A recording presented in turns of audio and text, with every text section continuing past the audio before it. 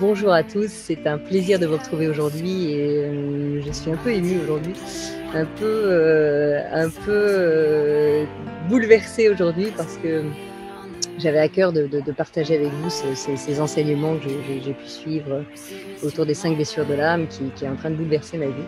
Et Élise m'a accordé ce temps pour vous partager avec vous cette conversation. Donc voilà, je suis très très heureuse, très émue d'accueillir Lise qui part en vacances quelques jours et qui nous fait l'honneur d'être là quelques instants avec nous avant. Lise, bonjour. Toi, tu es bien dans la nature. Parce qu'en fait, je suis pour l'instant dans le sud de la France et j'ai pas de réseau là où je suis. Alors, il faut que je trouve le réseau dans les vignes.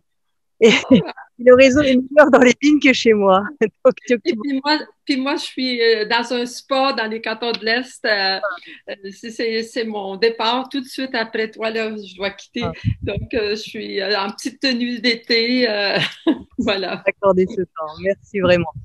Lise, j'ai parlé évidemment à ma communauté déjà de tes travaux parce que j'ai été absolument bouleversée par tes travaux depuis 1 mois et demi. J'avais lu ton livre, comme je l'expliquais, Les 5 blessures qui empêchent d'être soi-même, il y a à peu près 10 ans. Mais j'étais passée à côté parce que tu sais, quand notre ego est pas prêt à entendre certaines choses, ben, on passe à côté. Et puis, on m'en a parlé plusieurs fois ces 2 derniers mois et reprenne ce livre pour rentrer davantage dedans. Et là, ça a été une révélation et un bouleversement. Donc, c'est pour ça que j'avais envie de parler de ça à ma communauté. Est-ce que tu pourrais résumer, et j'aimerais prendre ces 5-6 premières minutes pour résumer les 5 blessures dans lesquelles on peut rentrer. Et puis après, j'aimerais te poser des questions qui vont plus vers soi et puis vers comment les dépasser, si ça te va. Alors, cette étude de caractère, ça dit que nous naissons, la plupart des humains, quel que soit le problème que nous avons, que ce soit relationnel, physique, n'importe quoi, c'est toujours relié à une des 5 blessures de l'âme principale, qui sont le rejet, l'abandon, l'humiliation, la trahison et l'injustice. Et alors, nous naissons tous. Alors, moi, j'ai appris ça avec un monsieur qui s'appelait John Pierrakos il y a une trentaine d'années. Et alors, j'ai beaucoup aimé ce qu'il a appris, mais ce que j'apprenais dans le temps, c'était pour aider des gens en privé. Puis, comme moi, je suis une enseignante, je me suis dit comment je peux faire enseigner ça. Donc, c'est sûr que pendant des années, j'ai fait des recherches avec toutes mes amies, plein de gens pour bien apprendre regarder les comportements et tout. Et puis, j'ai découvert plein de choses que j'ai ajoutées, c'est sûr, à ce que j'ai appris. Puis, c'est ça qui s'appelle l'évolution. Hein. Comme moi, j'ai des gens qui apprennent les 5 blessures avec moi, puis qui relient ça aux 5, les 5 plans de la matière, l'eau, le feu, enfin, c'est super, j'aime ça.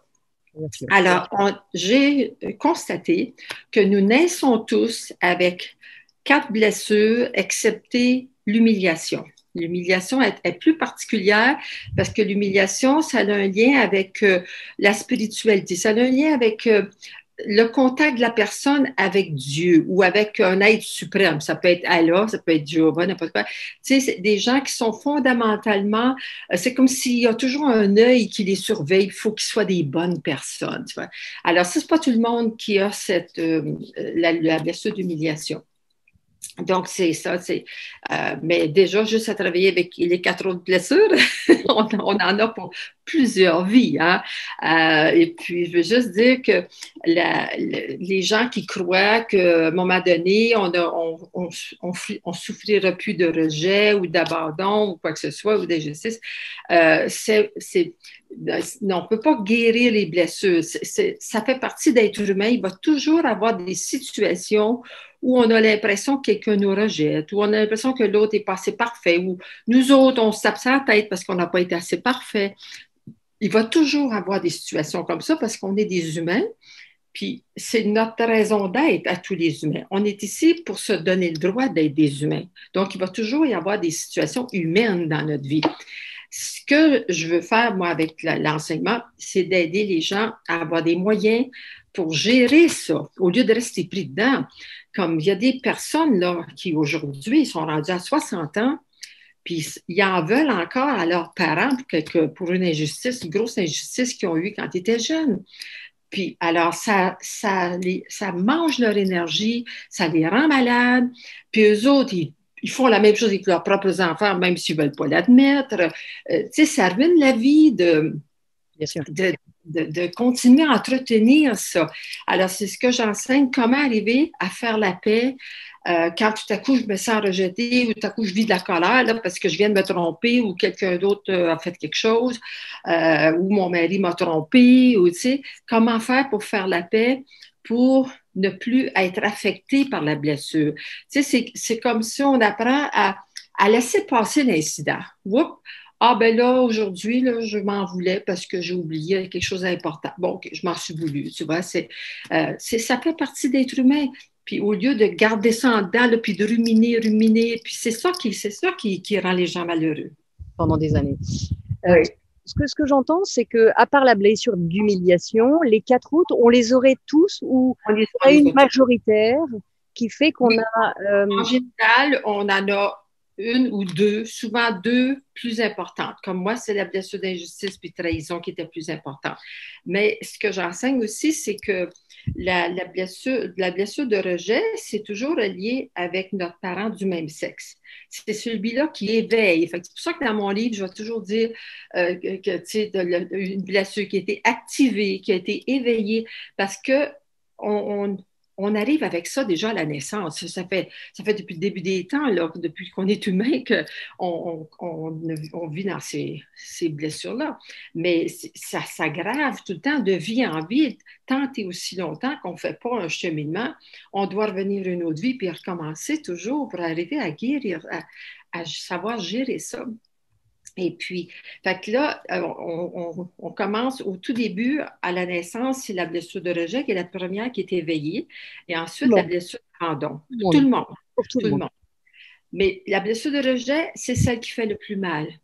Donc, c'est pour ça que c'est comme si en prenant de l'âge, pour les enfants qui sont, disons, les enfants qui arrivent à 5 ans, 6 ans, 7 ans, là, et on développe d'autres blessures, la trahison puis l'injustice, c'est des blessures de force pour cacher, essayer de se faire croire, pour occulter le mal qu'on vit à cause du rejet, tu sais, le rejet puis l'abandon. Et donc, c'est pour ça que pour chaque blessure, j'ai un nom pour le masque, parce que aussitôt que tout à coup, quelqu'un dit quelque chose, puis ça fait en dedans. Là, ma blessure vient d'être activée. Ça veut dire que soit que je fais juste en être conscient, puis je la laisse passer, puis ça part, ou si je réagis, je commence à ne plus être moi-même. C'est pour ça que mon livre s'appelle « Les 5 blessures qui nous empêchent d'être nous-mêmes ». Là, je ne suis pas moi-même, là, je commence à avoir le comportement, puis moi, j'appelle ça un masque, parce que tu n'es plus toi-même. C'est comme si tu as mis un masque là, pour cacher qui tu es. Et puis, chaque masque a des comportements complètement différents.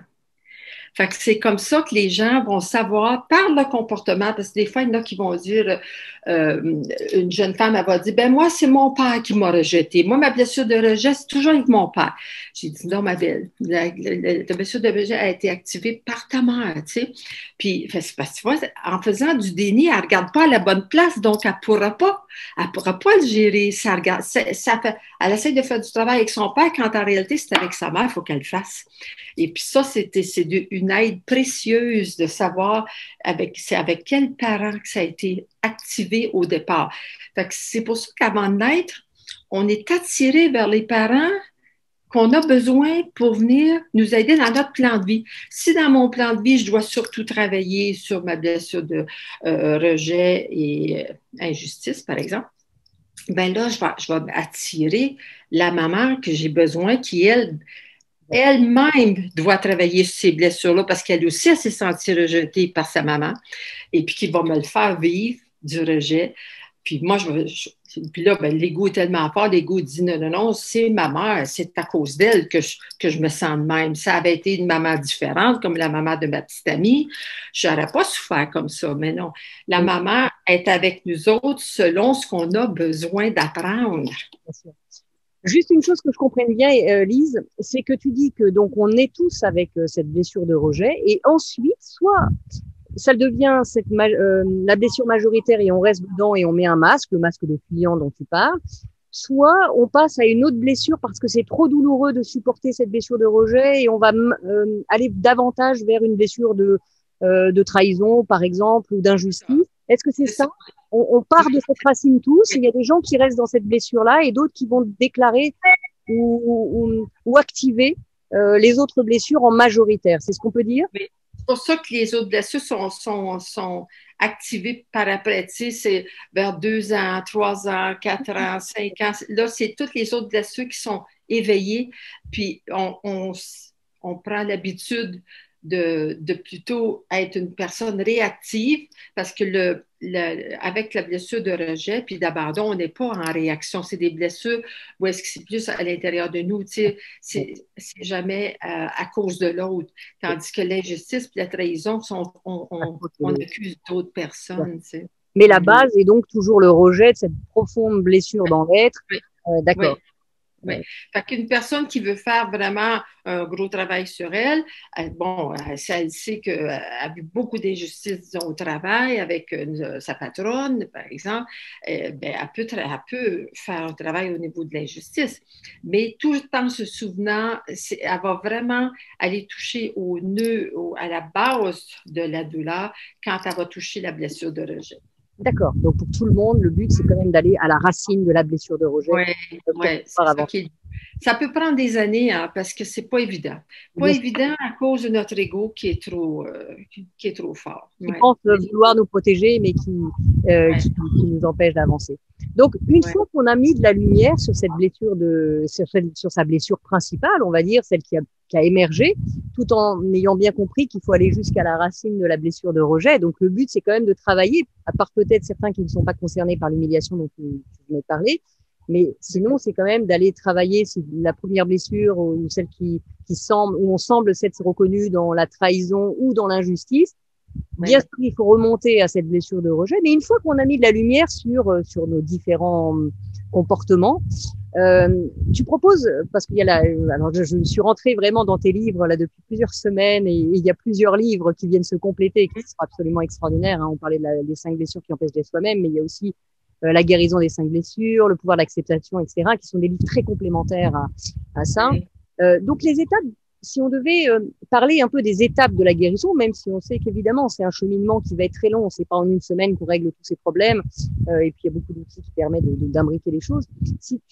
Donc tu dis la première étape, c'est déjà effectivement de s'avouer, c'est-à-dire d'accepter, au-delà d'acceptation qui vient après, c'est plutôt de mettre de la lumière sur sa blessure. En être conscient. Il faut en être conscient. C'est la première étape. Prendre des années juste à être conscient que, il y en a qui me disent, ça fait 4 ans que je fais des ateliers avec toi, puis je viens de découvrir j'ai une blessure d'abandon. Tu n'es pas capable de l'avoir avant.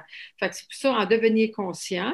Et puis après ça, il faut se donner le droit de la vivre. Ben oui, c'est vrai. Là, je me sens vraiment, là, je vois que j'ai fait telle affaire parce que j'étais dépendante. J'avais peur que mon mari me laisse. Bon, puis, qu'elle devienne consciente de certains comportements, mais sans se juger, sans dire ben là, ça va faire, là, il faut que tu travailles sur ta blessure. Tu sais, non, faut passer par l'étape. Premièrement, d'être conscient. Deuxièmement, être plus alerte à toutes les fois où si la blessure est activée. Et puis après ça, peu à peu, commencer à se donner le droit d'être comme ça, puis qu'on est des humains, puis que oui, dans le moment, j'ai encore ma blessure, elle s'active. Puis peu à peu, la blessure, elle s'active de moins en moins souvent. C'est ça de mettre de la lumière, bien sûr. Ça dure de moins en moins longtemps, parce que moi, ça fait plus de 30 ans que je travaille sur mes blessures. Ça fait juste peut-être 10 ans que j'ai vraiment touché à ma blessure de rejet. Hein. Avant ça, je n'y touchais pas du tout. Pour moi, là, mes blessures principales, c'est injustice, trahison. Puis là, c'est... Tu allais creuser et puis tu allais te rendre compte qu'il y avait quelque chose. Parce que je n'avais pas vraiment le comportement du rejet. Tu sais. Je voyais plus mon comportement de l'injustice, où est-ce que je réagissais et tout. Mais peu à peu, là, je l'ai vu que dans ma réaction, c'est une façon de fuir aussi, tu vois. Et puis, là, Ressenti aussi. ça a été vraiment très, pour moi, là, une grosse surprise. Je dis, hey, ça, c'est du rejet que je vis, mon Dieu. Puis, mais c'est tellement excitant en même temps de mettre le point dessus parce qu'on le sent au plus profond. Là, on est en train de toucher quelque chose d'important au niveau de notre âme, là, tu sais, parce que si je fais ce travail-là, ça veut dire que tout de suite, ma vie s'améliore. Puis ensuite, dans les autres vies, ça va être beaucoup plus facile. Bien sûr. Tu dis Mm. dans les différentes étapes que je reprends une phrase du livre, hein, j'ai les 5 blessures de l'âme avec moi, les 5 blessures qui empêchent d'être soi-même, et tu dis, souviens-toi que chacune de nos blessures est présente pour nous rappeler que si les autres nous font souffrir, c'est aussi parce que nous le faisons aux autres ou à nous-mêmes. Et là, tu parles de ce fameux triangle. Est-ce que tu peux nous en dire un petit peu plus? Parce que cette compréhension-là est aussi extraordinaire. Alors, l'ego n'aime pas trop, hein, il met ça vite de côté. Mais là, on va considérer que l'ego est avec nous, juste à côté, qu'il écoute gentiment Non, et ben, on peut être de cœur à cœur maintenant. parce qu'on ne peut pas blâmer notre ego parce que notre ego, ça a été créé chez l'humain avec notre corps mental, qui est de la mémoire. Donc, c'est tout ce qu'on a appris au niveau religieux, le bien, le mal, depuis le début des temps, là, de toutes les sortes que ce soit dans le temps préhistorique, il y avait le chef du clan qui avait du bien puis du mal, tu vois. Puis, alors, c'est toute la mémoire. En fait, c'est pour ça que c'est aussitôt qu'on a un comportement avec de blessures, ça veut dire que c'est l'ego qui vient de le prendre le dessus. Fait que l'ego, c'est impossible, même pour notre dimension mentale, impossible de comprendre les choses, les données spirituelles. Comme si je dis à une personne, plus tu t'acceptes, plus les choses vont changer. Plus tu veux changer, moins ça change. Tu restes plus dans le même. Mentalement, là, elle va dire, ben, ça n'a pas de sens. Si j'accepte d'être grosse, je vais rester grosse toute ma vie. Non, je te dis, si tu acceptes d'être grosse, tu vas commencer à mincir. Mais mentalement, on ne peut pas comprendre ça. Donc, on ne peut pas blâmer l'ego qui est créé seulement avec du mental, de ne pas pouvoir comprendre les étapes puis les affaires que j'enseigne, la notion de responsabilité. Le triangle, c'est une autre notion spirituelle. Le triangle est dérivé de la loi de la responsabilité, tu sais, qu'on est responsable de tout ce qui nous arrive. Donc, ça veut dire que ce que je fais aux autres, ce que je suis avec les autres sont comme ça avec moi et je le suis avec moi-même. Donc, découle de ce triangle-là un exercice que je fais qui s'appelle le miroir. Ça veut dire que si j'accuse mon mari d'être intolérant, puis j'en ai ras le bol qu'il soit intolérant, ben si moi je dis, ah, bon, si je le juge d'être intolérant, ça veut dire que moi aussi je suis intolérante à quelque part, avec moi-même et avec les autres. Fait que si je suis assez humble, puis je veux vraiment travailler sur moi, là, je vais aller trouver mon mari, puis je vais lui dire, peux-tu me dire à quel moment, des fois, je suis intolérante avec toi ou est-ce que tu me vois intolérante avec d'autres personnes? Parce que nous autres, notre ego, là, quand on ne le voit pas qu'on est intolérant. Parce que s'il me dit, oui, ben, dans telle situation, je t'ai trouvé intolérante. Ah oui, ben moi, je n'étais pas intolérante, je faisais juste prendre ma place. Tu vois, ça, notre ego nous joue des tours sans arrêt. On appelle ça autrement. Puis moi, là, ça fait 40 ans que je fais le miroir. J'adore j'adore cet exercice. Tout le temps, aussitôt que je m'entends en dedans juger, je dis oh oh, puis là, je me regarde. Puis si je ne suis pas capable de trouver moi-même à quel moment que l'autre pourrait me juger comme ça, puis quand j'ai été comme ça avec d'autres personnes, c'est quoi qui m'a motivée? Tu sais, c'est-tu parce que j'haïssais l'autre personne? C'est-tu parce que je suis méchante? Non, c'est parce que là, je n'avais pas assez dormi, j'étais impatiente, je voulais que ça aille plus vite. Tu sais, je n'étais pas une personne méchante. Fait que là, si on voit que notre motivation est bonne, on a de la compassion pour l'autre. Fait qu'on n'est plus capable d'en vouloir à l'autre. Fait que c'est des exercices d'amour puis d'acceptation, ça. Et ben, c'est le triangle de la vie, pour moi, il est très important, mais comme je dis, difficile à appliquer parce que ça vient toucher directement nos blessures qui ne sont pas réglées. Puis, fait qu'une personne qui n'est pas trop consciente de toutes ces choses-là, elle va avoir de la difficulté à le faire. C'est normal. Et en même temps, très vite, on peut l'accepter, comme tu le dis, dès qu'on passe dans cette porte de l'amour, ben, naturellement, on est, OK, il y a notre ego qui nous raconte une vidéo, un film, et puis nous, on voit le film et on pense qu'on Ouais. est dans ce film, et puis on peut prendre un peu de recul parfois et se rendre compte que finalement, ce n'est qu'un film. Mais euh, dès qu'on a la volonté, puisque finalement, le problème, c'est qu'on souffre. Pourquoi on fait tout ce travail? C'est quand on est dans cette souffrance. Si tout va bien, j'allais dire, bon, arrêtons de nous masturber la tête et puis passons à autre chose. Mais Ouais. quand justement on met ces masques-là, on souffre terriblement. Quand justement notre blessure se réactive face à une situation, on souffre terriblement. Donc, plutôt que de souffrir, qui est ce travail d'acceptation, bien, en mettant Ouais. de lumière, il peut se passer quelque chose. J'aimerais Ouais. finir sur tu expliques très bien dans le livre La guérison des 5 blessures. De toute façon, je mettrai tous les liens évidemment sur cette vidéo. Mais tu expliques. Mais dans ce livre-là, Guérison des blessures, où j'explique le plus l'ego, parce que on ne peut pas devenir conscient d'une blessure si on ne sait pas que notre ego a pris le dessus. Parce Il a qu'on a tellement de facettes. on pense toujours que c'est nous autres qui pensent. C'est même pas nous autres qui pensent. On devrait juste être observateur de l'ego qui pense. L'ego qui est en train de dire, ben, ça n'a pas de sens, pourquoi, puis qu'on est en train de remettre en question plein d'affaires. Aussitôt qu'on vit un petit malaise, ça veut dire qu'on n'est plus nous-mêmes. Fait qu'on veut apprendre à juste être observateur de cette petite voix-là. Là, mon ego vient de commencer à parler. Puis juste le fait de rester en retrait, c'est déjà une C'est belle, ça que je belle. trouve assez formidable d'ailleurs quand tu commences à goûter à ces blessures et à observer ces blessures parce que là, on peut se faire une pause, se mettre justement en observateur, observatrice pour justement observer. Tiens, c'est exactement ce qui est décrit là, tous les symptômes là, c'est exactement ce que je fais quand j'ai ma vidéo qui est devant moi là, c'est exactement mon comportement. Ah, alors je peux observer ça et ça, c'est ça qui est fabuleux déjà de mettre de la lumière. Sur justement ce livre, La guérison des 5 blessures, tu expliques très bien les 5 blessures déjà, et puis tu reviens sur l'ego, et puis sur les masques. Donc si je les reprends rapidement et tu m'arrêtes évidemment si je géronne un peu les choses, mais sur la première que tu cites, hein, toujours en premier, c'est le rejet. Donc le masque qui est associé, c'est la fuite, hein, le fuyant. Et tu expliques que plutôt que de fuir une situation et par peur de paniquer, hein, le fuyant, le rejet, c'est vraiment la peur de paniquer. Eh bien, le chemin consiste à prendre sa place. Donc, à chaque fois que tu donnes la possibilité d'aller jusqu'au bout, hein, la vertu, parce que quelle que soit notre blessure, il y a une vertu derrière pour laquelle on peut progresser. Et donc, tu donnes voilà la blessure de rejet, le masque, c'est le fuyant, et plutôt que de fuir une situation de peur de paniquer, mais tu dis, voilà, le chemin consiste à prendre sa place petit à petit. Mais il faut passer par l'étape de se donner le droit de ne pas être capable de faire cette dernière étape. Ça, c'est la dernière étape.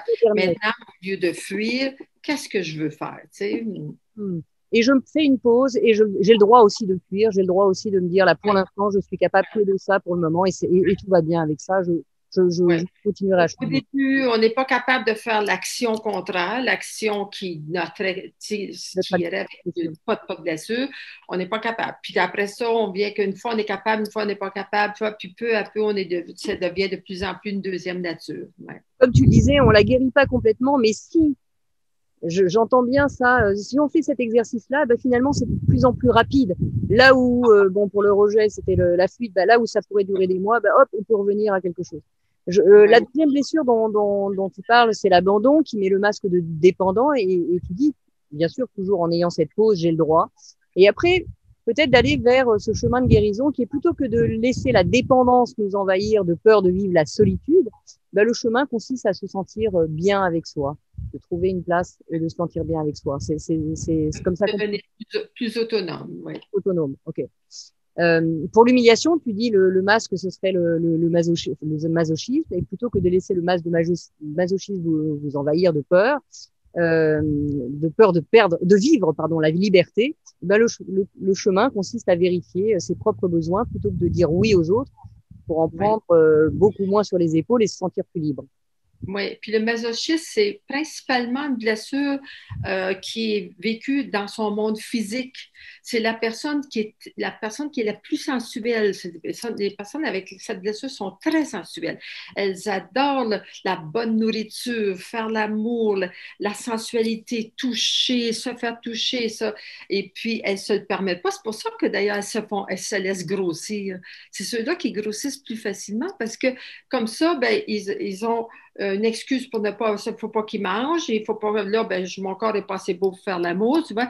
Ils s'empêchent de vivre leur sensualité. Fait que c'est pour ça que le masochiste, il devrait se permettre d'être sensuel. Merci pour ça, pour ces précisions. Et si je finis sur les deux derniers, donc la trahison, c'est le contrôlant. Et plutôt que de laisser le masque de contrôlant vous envahir de peur de vivre la séparation ou le reniement, tu proposes le chemin qui consiste à lâcher prise, qui signifie pour le contrôlant Oui, arrêter de vouloir que tout se passe comme il veut, en fait. Hein. oui, Lâcher prise, il y a mille définitions, mais ça, c'est très important. Tu insistes bien là-dessus sur le lâcher prise pour le contrôlant, c'est d'arrêter de vouloir que ça se passe exactement comme il veut. Oui, c'est quelque chose de lâcher prise. Hein? C'est quelque chose. Oui, mais avant d'arriver à accepter, quelle que soit la situation, il faut lâcher prise. Parce que lâcher prise est plus au niveau mental. Lâche, arrête de penser, puis de ruminer, puis de préparer, puis de vouloir faire ci, de vouloir dire ça. Puis une fois qu'on lâche prise, là, on peut commencer à s'accepter, se donner le droit d'être un humain, tu sais. Et quand tu dis d'ailleurs lâcher prise, il y a aussi une notion, alors là, c'est peut-être un peu plus spirituel, mais dis-moi ce que tu penses. Là, ça coupe, mais ça vient de couper, là, Est-ce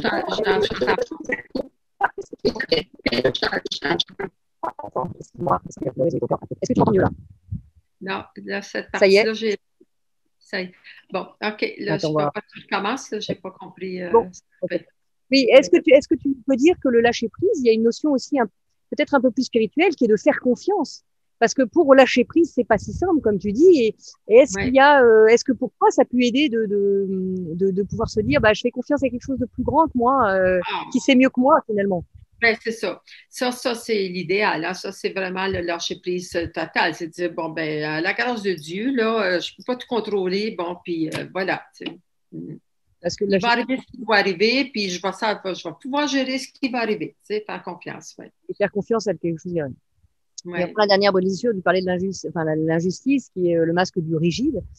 Et plutôt que le masque de rigide vous envahir de peur de vivre la froideur, hein, c'est ce que tu expliques, le chemin consiste à se permettre d'être moins perfectionniste, de faire des erreurs, sans vivre la colère ou la critique, ou se permettre de se montrer un peu plus sensible.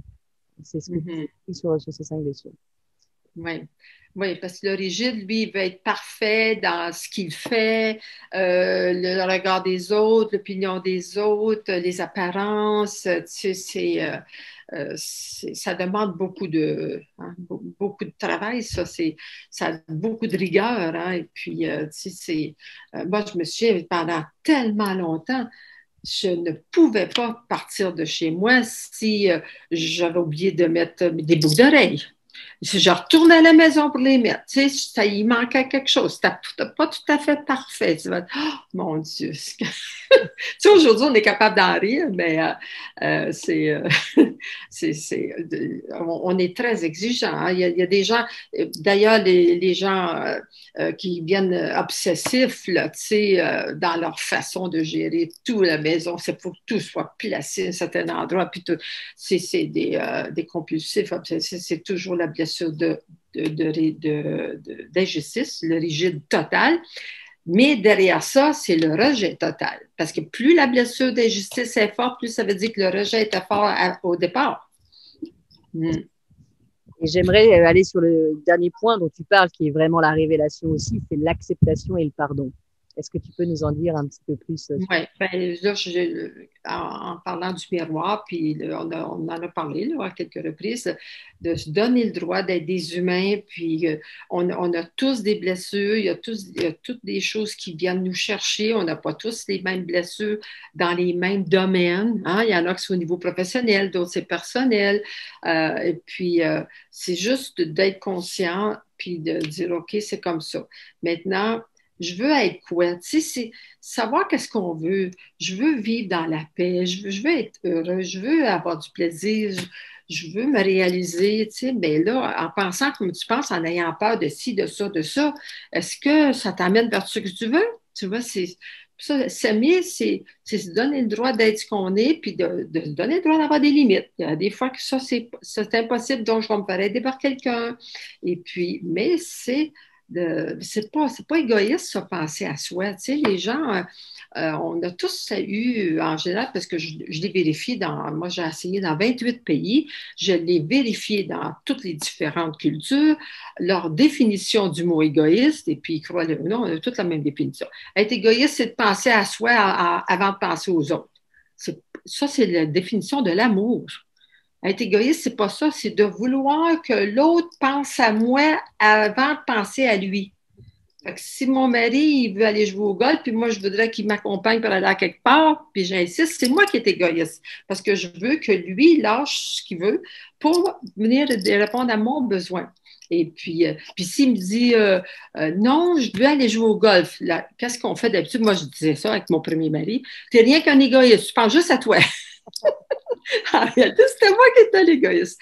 Et puis, fait que ça, c'est des révélations, hein, parce que c'est des affaires qu'on n'a pas appris à la maison, on n'a pas appris avec nos parents, avec nos éducateurs. Et puis de dire, hey, on est tous ici pour apprendre à s'aimer, se donner le droit d'avoir des limites, d'être des humains. Il y a des journées qu'on est bien, des journées qu'on n'est pas bien. Puis moi, quand j'ai commencé à apprendre ça, mes enfants étaient adolescents, puis je me levais un matin, bon, là, les enfants, là, je veux juste vous dire qu'aujourd'hui, là, c'est pas une bonne journée. Je me sens super impatiente. Fait que si moi, j'étais vous autres, là, je dégagerais, je ne laisserais pas la maison. Fait que là, les enfants, ça marchait. Tu vois, là, il y a un ami qui rentrait, je peux-tu rentrer à être avec toi? Non, non, non, c'est une mauvaise journée de maman aujourd'hui. C'est moi qui vais sortir avec toi. Puis tu vois, il m'acceptait. Il ne pensait pas que j'étais une maman sans cœur parce que moi, je me donnais le droit des fois d'avoir des journées où je suis impatiente. C'est ça, être humain. On ne peut pas toujours être patient, on ne peut pas toujours être vrai, toujours être rapide. Ça demande beaucoup de contrôle, c'est de vouloir être positif. C'est ça l'amour, tu vois, puis l'acceptation, c'est se donner le droit d'être des fois dans le côté positif ou négatif d'une attitude. Et d'ailleurs, l'acceptation, c'est ce que tu viens de dire aussi, c'est être authentique. Aujourd'hui, je suis dans une mauvaise journée et je le dis et je suis authentique plutôt que d'essayer de le masquer, de faire semblant que je vais bien et que je suis parfaite et finalement être impatiente avec les autres. Donc, c'est aussi ça l'acceptation, c'est d'être authentique et de pouvoir exprimer cette authenticité. Oui, on a le droit d'être paresseux des fois, on a le droit d'être impatient, on a le droit de vouloir être tout seul. On n'est pas en train de dire aux autres qu'on ne les aime pas. On est en train de se donner le droit d'être des humains. Hein, c'est très simple. Hein? Les lois spirituelles sont d'une grande simplicité, mais mon Dieu, c'est difficile à mettre en pratique parce que ça va contraire à tout ce qu'on a appris. Puis on est pogné avec toute cette connaissance-là depuis des générations, des vies, là, puis des générations, on a ça dans nos gènes, hein, naissant toutes les croyances de famille, puis dans nos cellules, c'est toutes les croyances qui viennent de toutes nos anciennes vies, que c'est acquis dans l'âme. Fait qu'on a encore du travail à faire pour quelques vies. Hein? Donc, il y a des vraies clés pour le faire. Je vais respecter parce que je sais que tu pars ensuite. J'ai une dernière question qui est je vais te laisser évidemment le mot de la fin et la dernière question que j'aimerais te poser, c'est ta plus grande révélation à travers tout ce cheminement, ce travail, parce qu'une révélation, ça vient en une seconde. On peut apprendre un tas de choses, on peut nous répéter un tas de choses et puis d'un coup, on voit clair sur une chose. Toi, si tu devais parler de ta plus grande révélation sur ce cheminement, tu pourras en parler. Ma question est claire ou pas, Lise? Ça fait 55 ans que je fais du développement personnel. Là, fait que Dieu sait si j'en ai eu des révélations. Alors, j'ai des révélations qui m'ont été faites par des lectures, par des ateliers que j'ai faits, par d'autres personnes, puis d'autres qui me sont arrivées. Mais moi, je pense que la révélation qui a vraiment là, fait le grand tournant dans ma vie, ça c'est avant que je commence à écouter ton corps, c'est quand j'ai appris que nous étions tous responsables de notre vie. la notion de responsabilité.